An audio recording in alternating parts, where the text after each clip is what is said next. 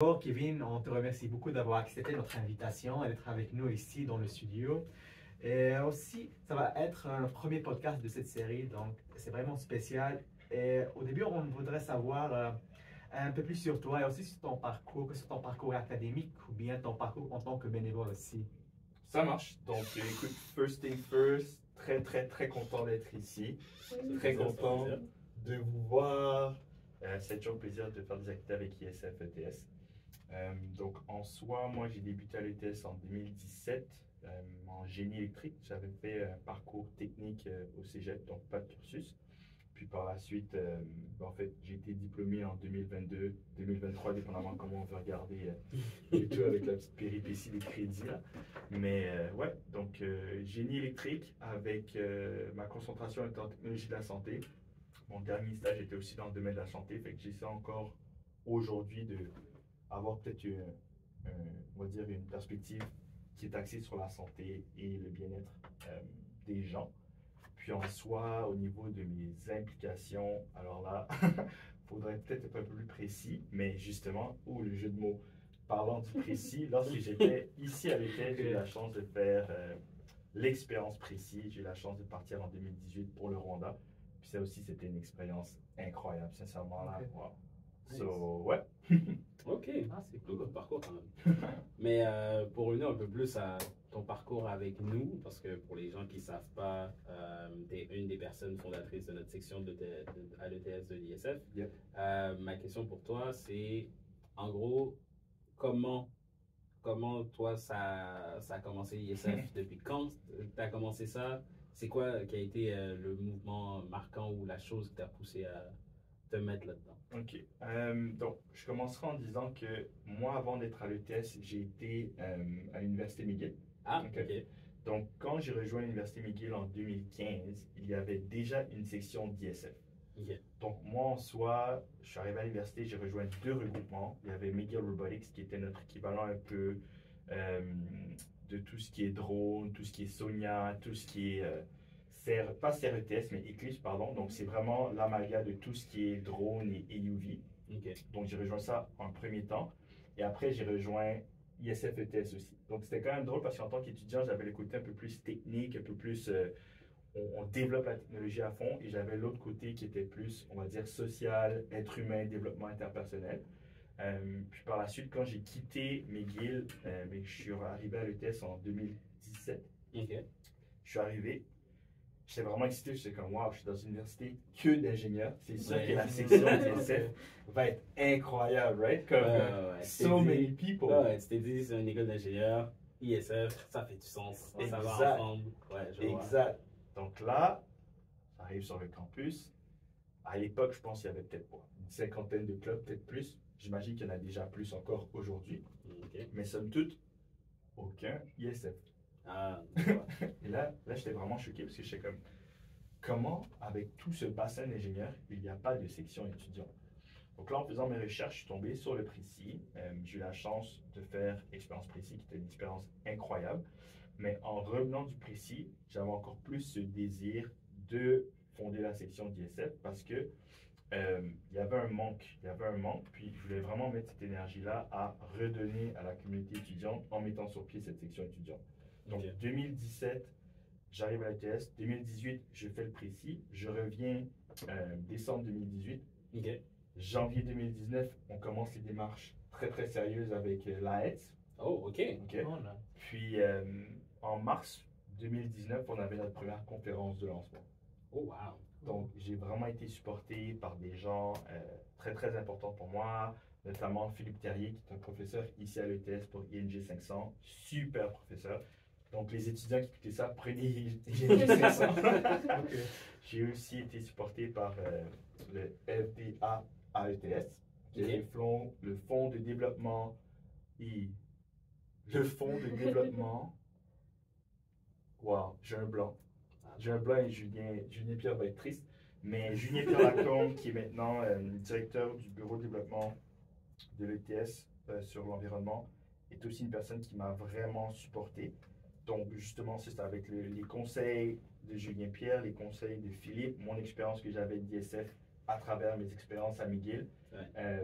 j'ai pu mettre en place la fondation qui fait qu'aujourd'hui, on a encore une section étudiante, puis je suis vraiment, vraiment fier de ça. Ça, c'est nice.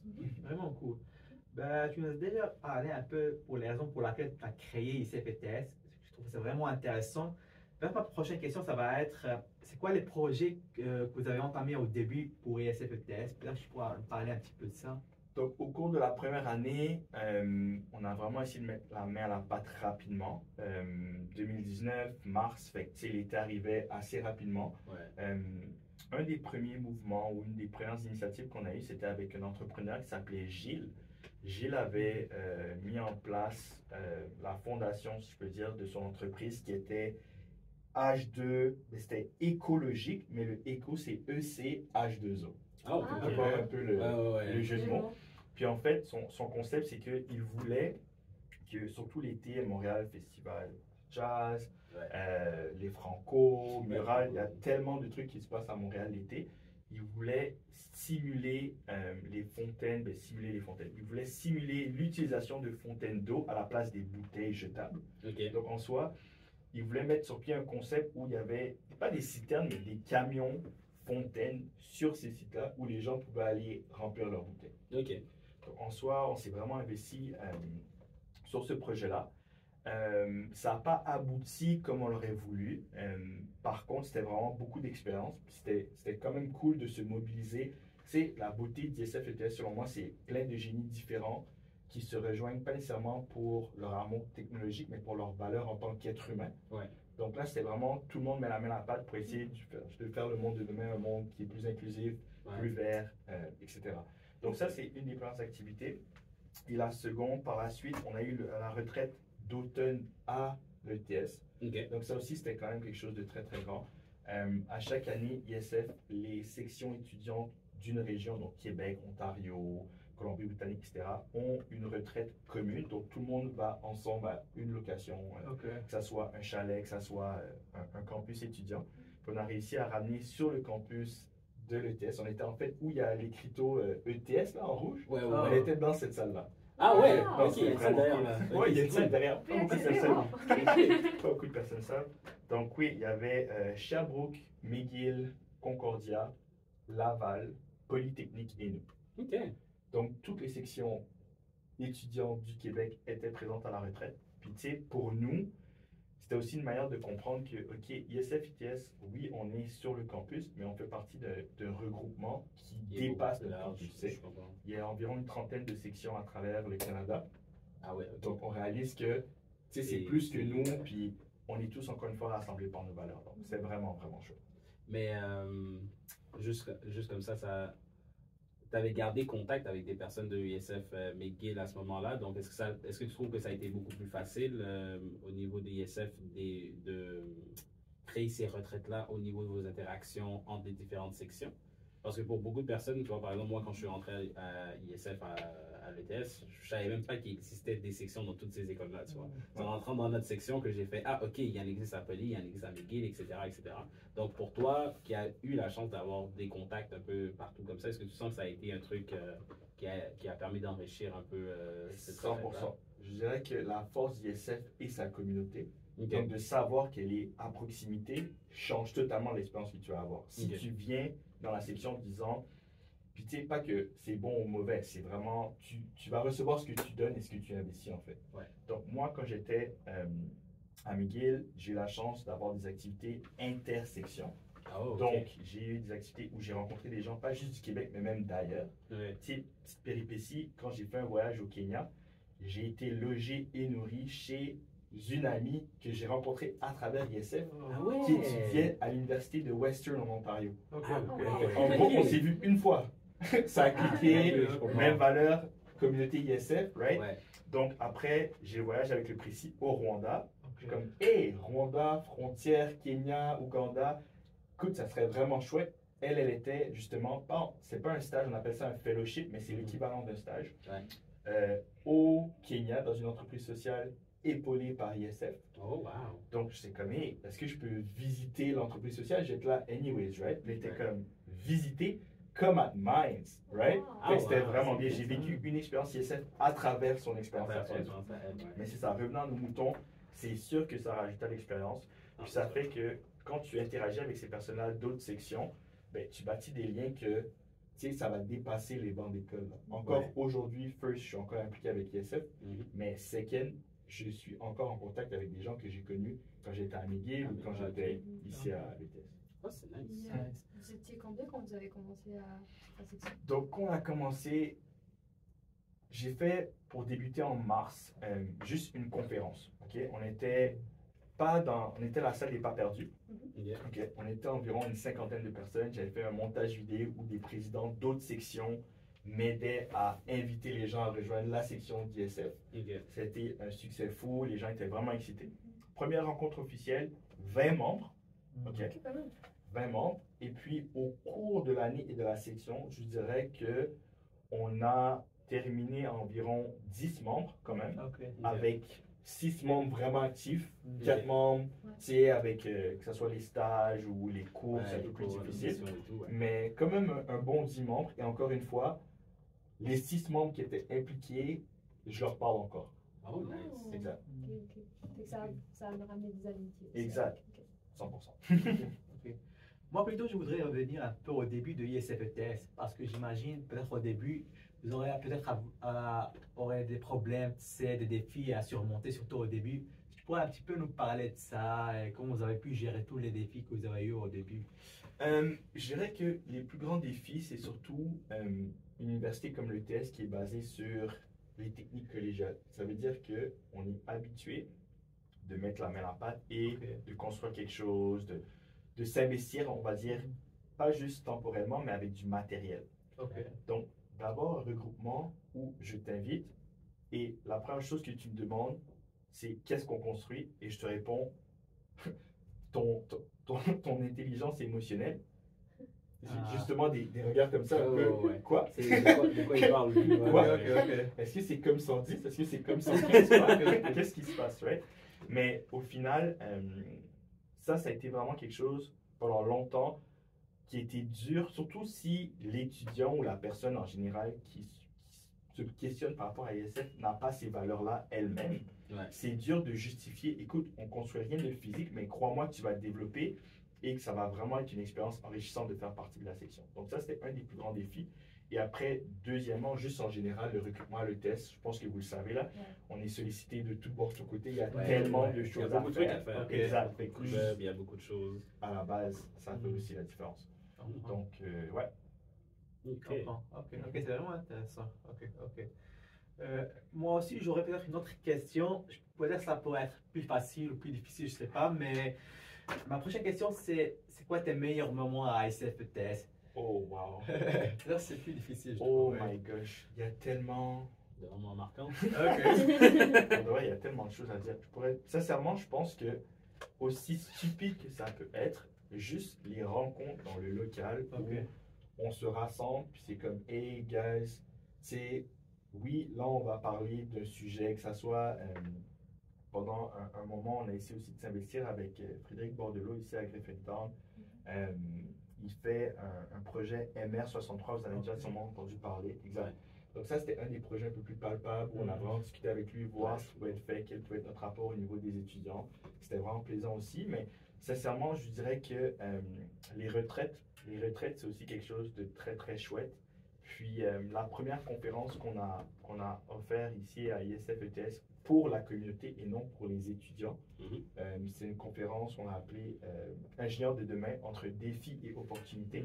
C'était en partenariat avec le BAP, donc le Bureau d'audience publique sur l'environnement, avec l'INM, donc Institut du Nouveau Monde, et ISF.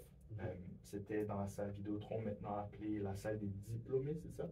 Je pense. Il me semble que c'est ça maintenant.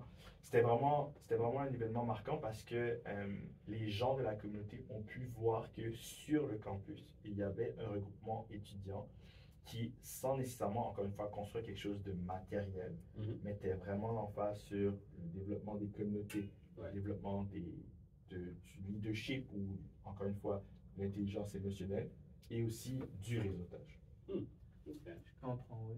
Maintenant, moi, je vais peut-être plus retourner à ton expérience personnelle. Disons, pour les personnes qui se diraient, c'est quoi la plus-value en dehors de tu vois, les projets sur lesquels on travaille, etc. Mais comme tu parlais que c'est beaucoup une expérience émotionnelle. Euh, pour toi, par exemple, qu'est-ce que tu trouves qui a été des moments difficiles de ton parcours à l'ETS? Puis en quoi est-ce que tu sens que l'impact de l'ISF a été positif pour toi au niveau de ton parcours académique ou peut-être même professionnel depuis? Waouh, waouh, waouh. Je dirais que mon parcours à l'ETS n'a pas nécessairement été difficile d'un point de vue social. Ok. Peut-être plus d'un point de vue académique, la learning curve, je suis plus au cégep, je suis à l'université. J'avais aussi des enjeux juste dans la vie, on va dire, de manière personnelle, qui faisaient que j'avais beaucoup de responsabilités. D'un point de vue social, je dirais que ISF, moi personnellement, ça a vraiment été complémentaire, si je peux dire. Ok. J'avais mes valeurs personnelles et à travers ISF, je réalisais que d'autres personnes avaient aussi ces valeurs. Ok. Puis, quand on me demande qu'est-ce que ISF apporte à un étudiant, ben, moi, ce que je dis toujours, c'est que en tant qu'ingénieur, c'est important d'être compétent d'un point de vue technique. Ouais. J'ai besoin de comprendre mes maths, mes physiques. Ça, c'est, on va dire, le côté théorique. Le côté pratique, je vais être capable de l'appliquer, mais aussi peut-être d'innover ou d'inventer des choses. Très, très, très important.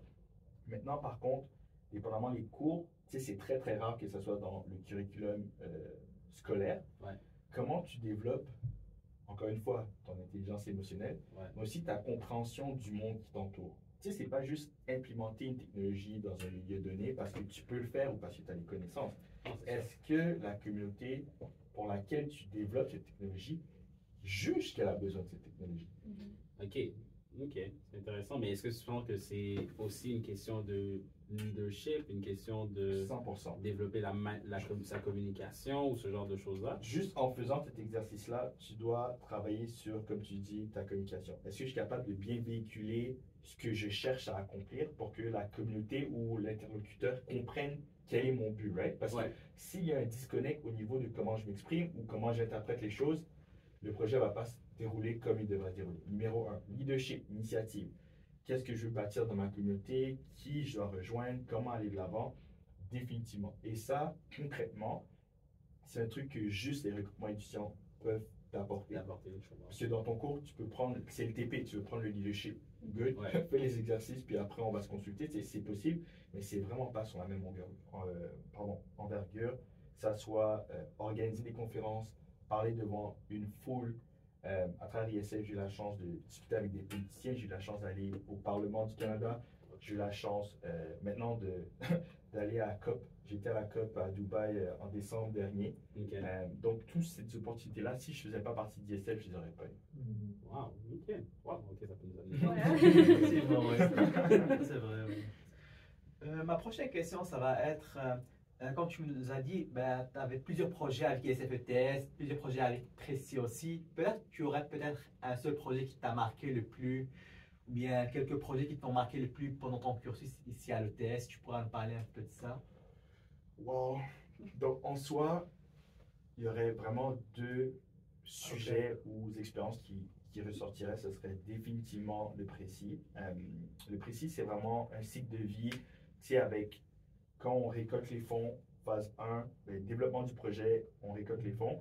Par la suite, phase 2, c'est vraiment l'implémentation. On va sur le terrain, on vit l'expérience. Et la phase 3, après, c'est tout ce qui est conférence de retour, discussion avec les partenaires, discussion aux commanditaires, etc. etc. Ça, en tant que tel, juste l'expérience du précis. Puis c'est pas un podcast pour le précis, mais juste leur donner un petit clin d'œil, leur donner leur fleur parce que c'est vraiment un regroupement qui a aussi marqué qui je suis. Maintenant, en parallèle, ISF, si je ne fais pas partie d'ISF, mon expérience précise n'est pas la même. Donc, à la genèse de tout ça, ISF est très, très, très important. Puis, je dirais que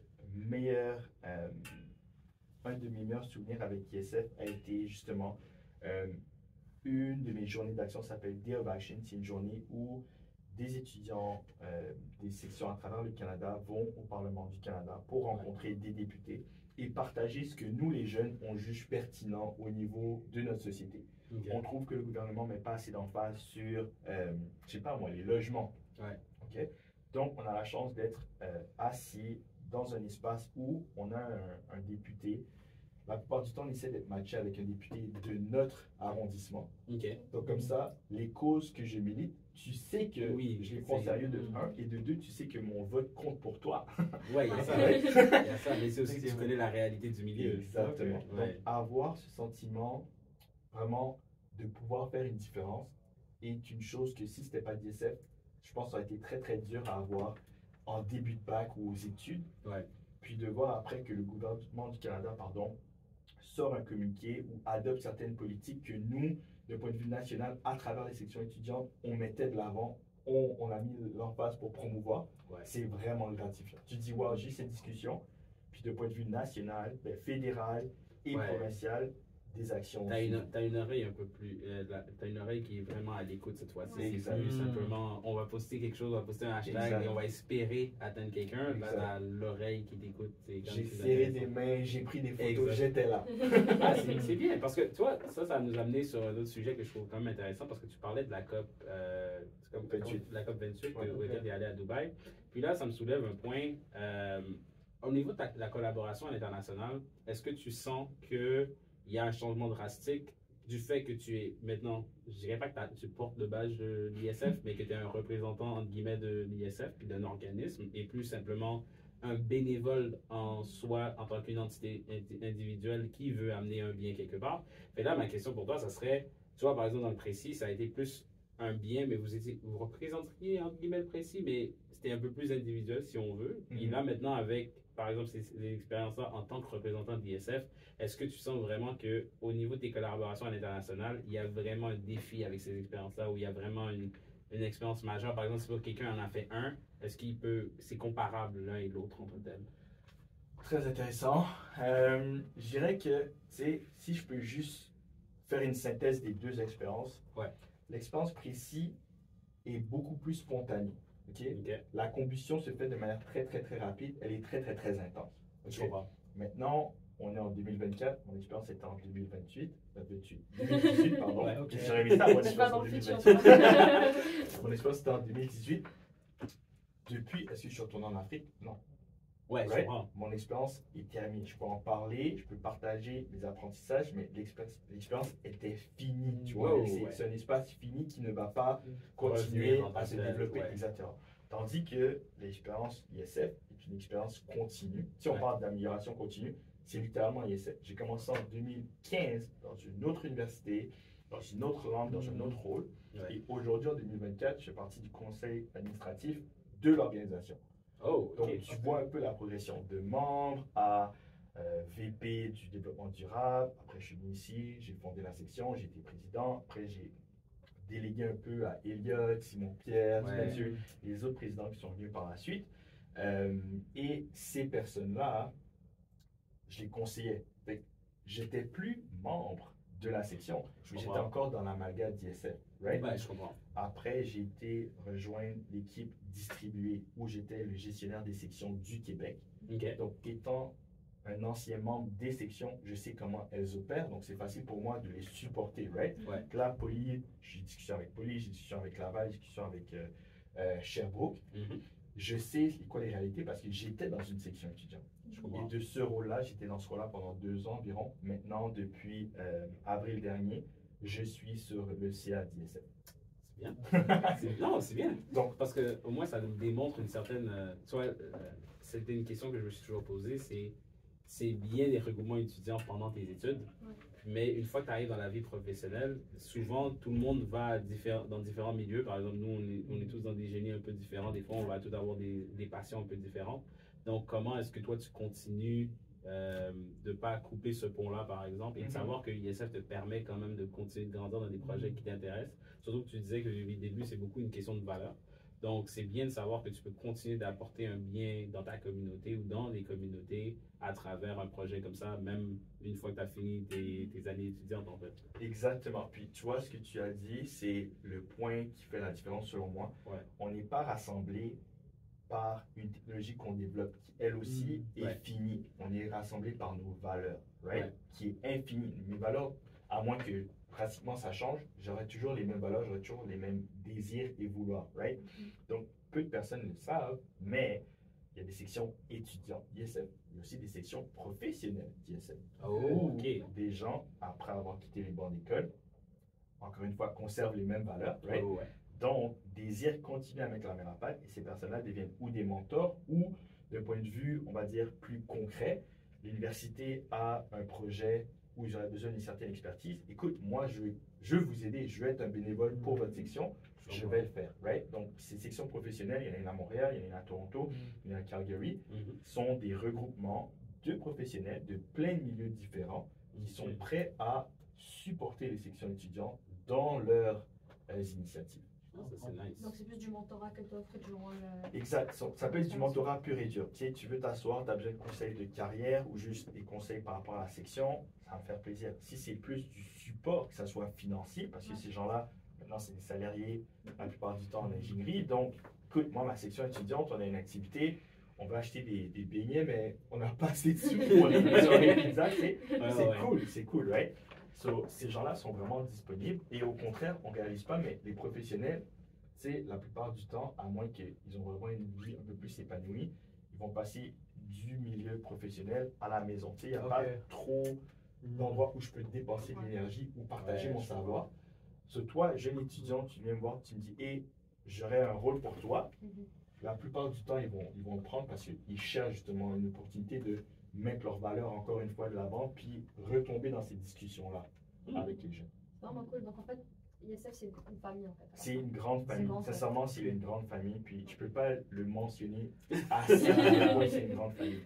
C'est juste, tu sais, il y a des gens que tu rencontres ici qui vont étudier à l'étranger par la suite ou qui vont vivre à l'étranger. Mais on n'a pas perdu cette connexion, même si on n'a pas se parlé pendant 1 mois, 2 mois, 1 an, 2 ans, 5 ans, 10 ans, peu importe. J'arrive dans ta ville, Ali. Comment ça va? Est-ce que tu es dispo comme est-ce qu'on link up, tu sais? Ouais, je comprends. Fait que c'est vraiment cool. Puis encore une fois, c'est arrivé au client. Non, mais c'est ça, parce que quand tu y penses, en vrai, c'est plus on dépasse j'ai envie de dire le reach ou l'étendue de simplement notre communauté étudiante. Tu vois, tu parlais de le fait que tu as travaillé avec des gens d'ISF Québec, tu as parlé avec différentes sections et tout. Puis là, ISF Canada, là, on regarde, tu parles avec des gens d'ISF de d'autres pays. C'est quand même assez impressionnant de regarder le niveau d'impact que ça a l'air de rien. Mais même nous, en tant qu'étudiants dans notre petite section universitaire où on débat d'idées, on peut quand même amener des choses à changer drastiquement dans le monde si on veut. C'est vrai. Définitivement. Je me rappelle quand j'étais pas à McGill, j'étais déjà à l'ETS. Il y avait une étudiante qui était en échange. Elle venait de l'Allemagne et elle faisait partie de ISF Germany. Fait qu'elle est arrivée à Poly. Elle était comme, oh my gosh, c'est tellement fou que je suis plus à la maison, mais je me sens quand même à la maison. C'est gratifiant. Ça, encore une fois, ça fait réaliser que c'est pas éphémère, tu sais, comme c'est qui tu es, c'est ton identité, puis de savoir que peu importe où tu te trouves, on va dire au Canada, tu as accès à ce pied à terre où tu peux te retrouver parmi les siens. C'est vraiment cool. Ah, c'est nice. Donc on pourrait dire comme ISF un jour, ISF pour toujours. Nice. C'est vraiment bon ça. J'avais une question en fait. Aujourd'hui, tu dirais que c'est quoi le conseil numéro 1 que tu pourrais donner à un étudiant qui voudrait s'impliquer, qui ne sait pas encore vraiment quel premier step prendre, ou des fois qui serait peut-être un peu plus introverti, qui ne saurait pas si ISF, ça serait sa maison, si on veut. Quel conseil, toi, tu donnerais pour l'amélioration de ces gens-là, pour qu'ils veulent, puis qu'ils se disent, OK, ça vaut peut-être la peine de tremper son pied, si on veut. So, first thing first, qui ne t'entraîne à rien, right? Fait que je dirais, tu sais, juste tente-toi, t'as rien à perdre. Dans le pire des cas, la rencontre, je ne vais pas dire elle se déroule mal, mais plus que c'est pas ce que tu pensais que c'était ISF. Donc, c'est pas pour toi, right?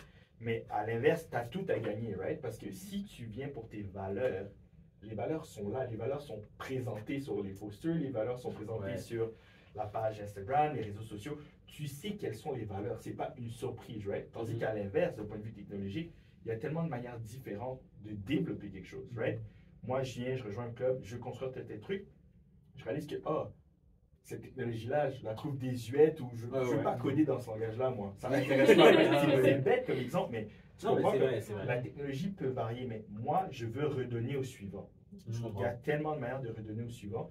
Est-ce que c'est à petite échelle, à moins grande échelle?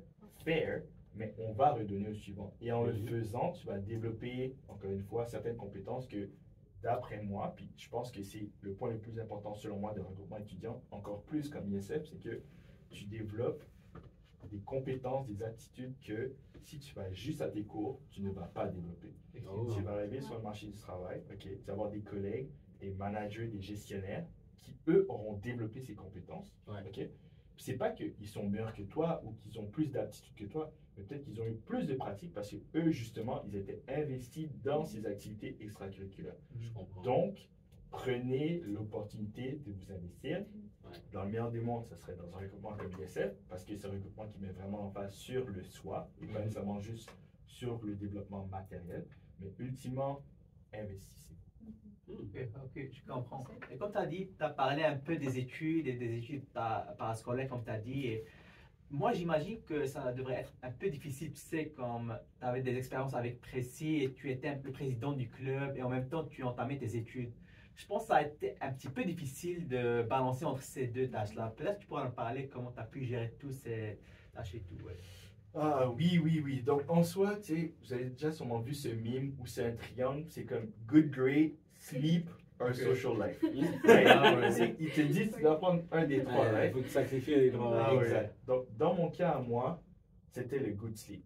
Moi, j'ai pas eu beaucoup de sommeil pendant mon Ah. bac, Peut-être ok? on est deux. Maintenant, On est quatre.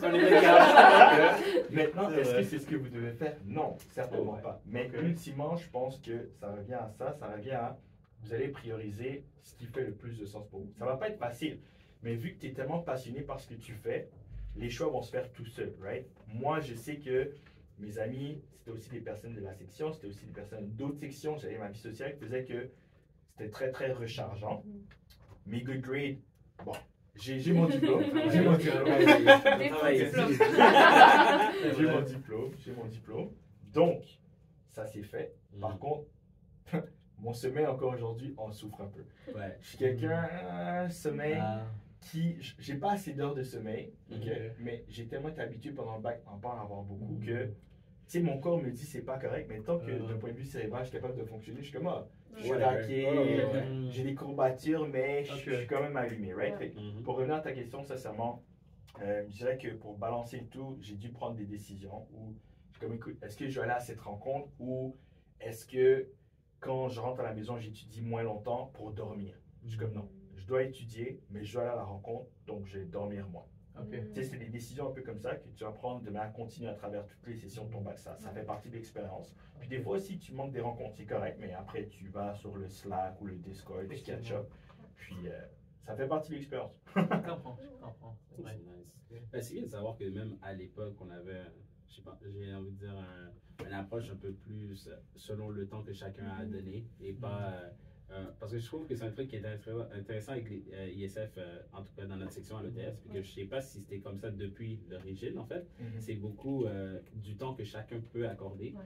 Puis on ne demande pas à aucun des membres de faire du 40 heures semaine pour l'ISF ni quoi que ce soit dans le genre. C'est vraiment beaucoup. Bon, on va avoir des moments de réunion, on va s'adapter, on peut déplacer des heures de réunion selon les besoins de tous et chacun. Juste essayer d'avoir le plus de personnes possible autour d'une même table comme on est aujourd'hui pour, tu vois, discuter, brasser un peu des idées et tout. Puis je sais pas, toi, de ta vision initiale, quand toi t'arrives, tu te dis, OK, voici ce que j'ai vécu comme section, voici ce que j'aimerais apporter à ma section, voici ce que j'aimerais que l'ISF PTS représente. Est-ce que tu sens que aujourd'hui ton passage du flambeau en tant que tel continue bien ou dans quelle optique toi tu verrais, quel genre de conseil tu donnerais à des membres de l'ISF pour continuer de garder leur section en vie ou toi?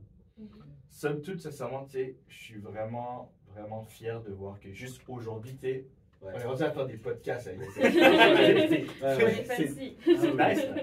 Fait que, tu sais, moi, ça me rend vraiment fier, puis je suis comme moi, c'est pas que c'est pas à cause de moi que vous faites un podcast aujourd'hui, right? J'ai mis la fondation, puis vous avez Ouais. bâti par-dessus. Ouais. J'ai plus de contrôle sur comment vous bâtissez. C'est votre maison, c'est votre building, right? Ouais. Par contre, maintenant, plus que je suis au conseil Mhm. administratif, je peux m'assurer que les fondations qu'on fait d'un point de vue national vous Ouais. donnent les outils pour continuer à bâtir de manière, on va dire, appropriée, Je right? comprends. Ok. Fait que maintenant, pour revenir à ta question, sincèrement, je pense que le conseil ou la manière que je vois les choses, c'est une section, vous devez physiquement le plus possible vous rencontrer parce que l'énergie est justement dans ces interactions, dans ces discussions. C'est pas la même chose si c'est fait de manière virtuelle. Virtuelle sur le Discord ou quoi que ce soit. Exact. Maintenant, à l'époque, puis dans la plupart des sections au Canada, dépendamment de la taille de la section, on va avoir un conseil administratif pour essayer de chapeauter la section étudiante. Donc, un président, un trésorier, un secrétaire, une secrétaire, etc. Puis le but, c'est que la section a une direction. Pourquoi? Parce que d'une session à l'autre, les membres changent, right? Toi, tu es rendu en stage ou toi, tu es rendu un diplômé. Si tu travailles activement sur quelque chose, qu'est-ce qui se passe avec ça? Comment on passe ce flambeau-là, right? Fait, je pense que c'est important d'avoir cette structure-là, mais cette structure-là, encore plus aujourd'hui, peut être aussi faite de manière, on va dire, numérique. Tu sais, ça peut être documenté. Ce qui fait que, bon, si le membre gradue, mais on n'a pas tout perdu la connaissance et elle ne disparaît pas avec ce membre-là. Je comprends. Puis de là, si vous êtes flexible, tant que les membres de la communauté, de la section sont satisfaits, je suis qui, moi, de l'externe pour dire, ah, vous faites mal les choses. Non, c'est ça. Puis, à vous regarder, je pense que vous êtes une section épanouie, une section en santé, parce que le fait que là, il est rendu 19h06, on est mercredi, le 19 juin, on est là à parler, on est tellement ailleurs dans le monde en ce moment, right? Montréal, l'été, il y a tellement de trucs à faire, mais on est quand même là parce qu'on veut être là. Je pense que c'est le plus grand témoignage que la section est où elle devrait être en ce moment. C'est quand même nice. Merci beaucoup. Merci beaucoup pour tes conseils. C'est vraiment cool. En plus, on a NCC qui travaille en même temps, puis qui fait ses études, mais il fait quand même l'effort d'être là aux réunions. On a quelqu'un ici qui est en maîtrise, qui vient quand même aux réunions. C'est vraiment cool, l'énergie qu'on a tous ensemble, puis l'implication qu'on voit avec tout le monde. Moi, c'était un de mes soucis quand j'étais rentrée. Je savais pas trop ça allait être comment l'implication des membres, etc. Je voyais pas beaucoup de tête, mais après, j'ai juste compris que peut-être les personnes ne sont pas là présentement, mais de toute foi, ils sont ici, comme ils sont prêts à s'investir quand on y a un projet, etc. C'est vraiment cool. Ça, c'est vrai. Comme tu as dit, la majorité sont occupées pour l'instant, j'imagine, à l'ETS, mais je pourrais dire, au moins pour mon cas, ESF-ETS, ça vaut vraiment la peine, de venir et travailler dans tous les projets qui sont vraiment fun ici. Et j'invite à tout le monde qui voit ce podcast de nous rejoindre. Vraiment fun work. Vous n'allez pas le regretter. Hein? Ah oui. Ben, c'est vrai, parce que même pour ma part, moi, je fais principalement mon bac à temps partiel parce que je travaille principalement en tant que tel. Puis ça a été quelque chose au début parce que moi, je suis entré en ETS, je pense, à l'ISF juste après que toi tu quittais ou à peu près dans ces eaux-là en tant que tel. Fait que moi, quand je suis arrivé, c'était un peu une reconstruction, si on veut, parce que la moitié des membres étaient en stage. Il y avait un peu très occupé, tu vois. Donc, ça a été le fun de voir le parcours où, tranquillement, chaque personne, c'est là que je voyais vraiment un sentiment de, OK, même si cette journée-là, par exemple, comme tu disais, je manque une réunion, j'ai pas forcément le temps, quelqu'un d'autre va être capable de me mettre au parfum, on va être capable de me garder au courant. Puis j'ai l'impression que parce que tu manques un peu, t'es maintenant la personne qui est c'est ça qui est comme le fun, fait que ça fait en sorte que depuis je suis resté là, j'ai dans les possibilités où je peux, puis aujourd'hui je suis ici là, je sors du travail, on est venu, on fait le podcast. J'ai retourné travailler demain, j'ai des cours, mais c'est bien de savoir qu'au moins on a la possibilité d'avoir des membres qui sont motivés. Puis ce qui est le fun, c'est que par exemple l'idée du podcast à la base, c'est vraiment parti sur une discussion quelconque. On avait une discussion tous ensemble dans le local, blablabla. Ouais, tu fais quoi? Ouais, j'ai déjà fait un podcast. Ah ouais, et si on faisait un podcast? Puis aujourd'hui, tu vois, ça se concrétise sur comme tu disais, le train d'idées. Fait que si jamais il y a des gens qui ont aussi des idées de quelque chose qu'ils voudraient implémenter dans la communauté de l'ETS, ce serait aussi une option. Venez nous voir, venez nous en parler. Si vous ne vous sentez pas forcément avec le temps, ni pas forcément le désir, mais je veux dire, l'énergie pour vouloir mettre la main à la pâte, mais vous sentez que c'est important pour vous que ça puisse être discuté au niveau de l'ETS, venez nous en parler. On a des kiosques, on a une page, n'hésitez jamais à juste venir nous dire. Je trouve que l'école pourrait faire ça, je ne sais pas s'il y a un autre club qui pourrait le faire, des fois on va pouvoir vous diriger vers le bon club, mais c'est juste la possibilité de pouvoir venir brasser vos idées, puis ne pas avoir peur. Personne n'est méchant dans l'équipe, personne n'est mort. Ça fait quelques années que je suis là, tout va bien. J'ai encore toutes mes dents. Je sais pas s'il y a quelqu'un qui avait autre chose. Pour moi, c'est tout de mon côté, je pense. Quelqu'un d'autre? Moi, j'en profiterai vu que je suis là. Si vous avez d'autres questions, on va dire un peu plus confus ou mitigé par rapport à ISF de point de vue? Parce qu'on parle beaucoup, ISF, Ouais, là, on a parlé beaucoup de l'ETS. Ouais. L'ETS, on a la province, on a la nation ou le pays, right? Ouais. Mais chaque, on va dire, pas établissement, mais chacun de ces niveaux-là a la même mission à la base, right? C'est juste que l'échelle d'implication change. Fait que moi, je me rappelle que moi, c'est vraiment ce qui a fait le déclic pour moi quand j'ai réalisé que malgré le fait que je suis un petit étudiant sur mon petit campus, je fais partie de cette grande communauté qui, eux, parlent avec nos dirigeants, changent les lois, ont des entreprises sociales ou des connexions avec des pays en Afrique pour mettre sur pied, que ce soit des technologies ou à la racine. Tu sais, à ISF, on parle souvent à la racine même. On ne veut pas faire de solution band-aid, on ne veut pas mettre un pansement sur une situation. On va aller à la racine pour faire un changement systémique, right? Mais ça, c'est des gros mots que, tu sais, tu me parles d'ISF, tu dis, ah, nous, on fait des changements systémiques. Ben, c'est difficile à concevoir, en fait. Exact. Ben, ça tombe bien, parce que maintenant que tu t'amènes le sujet, moi, je me suis toujours posé la question, comment est-ce que je fais pour, malgré toi, l'horaire serré et tout, comment je fais pour m'impliquer un peu plus au niveau de ISF, l'organisation, tu vois? Parce que moi, au niveau de ma section, on parle entre membres, je sais un peu où est-ce qu'on se dirige, j'ai un peu une idée de qu'est-ce qu'on veut faire, ou c'est quoi les projets en cours, etc. Puis malgré que je suis sur le Discord de l'USF national, je me pose toujours la question, OK, si jamais je voudrais faire un plus à ce niveau-là, c'est qu'est-ce qu'il faut que je fasse, tu vois? C'est à qui il faudrait que je m'adresse? Est-ce qu'il faut que j'aille appeler Kevin et faire, bon, Kevin, c'est quoi les projets aujourd'hui? Où est-ce que je peux venir mettre une heure de temps, 2 heures de temps de plus pour pouvoir faire avancer quelque chose? Puis c'est bien que tu abordes ça parce que toi qui as vu, ben là, tu es rendu au niveau national, donc tu as vu toutes les strates. Quel conseil tu me donnerais, par exemple, si jamais je veux m'impliquer un peu plus au niveau de ISF, au niveau canadien, par exemple, pour pouvoir aider ou apporter un bien supplémentaire, si on veut? So, la première chose que je dirais, c'est que enlève la perception que en ce moment, tu ne bénéficies pas le mouvement national. Ça, c'est numéro 1. C'est facile de se le dire, encore une fois. Je suis je suis juste une petite goutte dans l'eau, right? Dans l'océan, bah, qu'est-ce que je fais vraiment, right? Mais tu es important parce que le fait que tu es présent, tu amènes des idées ou tu participes à l'idée d'autres membres qui font que les choses se passent. Tu comprends? Si, on va dire à l'inverse, tu te dis que bon, je suis une goutte, le fait que je ne suis pas à la réunion, le fait que je ne participe pas à cet événement ne change rien, mais peut-être que Elliot, le président actuel, vous dit écoutez, on n'est pas assez de monde pour faire telle activité, donc quand le bureau national l'a proposé, j'ai dit non, on n'est pas assez actif. Tu comprends? C'est minime comme truc, right? C'est juste parce que tu show up, right? So, ultimement, le fait que tu es présent et prêt à contribuer fait la différence. Maintenant, pour être, on va dire, à jour avec l'information un peu partout, tu as le newsletter qui est envoyé par la communication team d'ISF, où ils vont nous partager des nouvelles d'un point de vue national, ce qui se passe dans d'autres provinces, ce qui se passe dans ta province si tu n'étais pas au courant. Numéro 1. Numéro 2, tu as le Discord.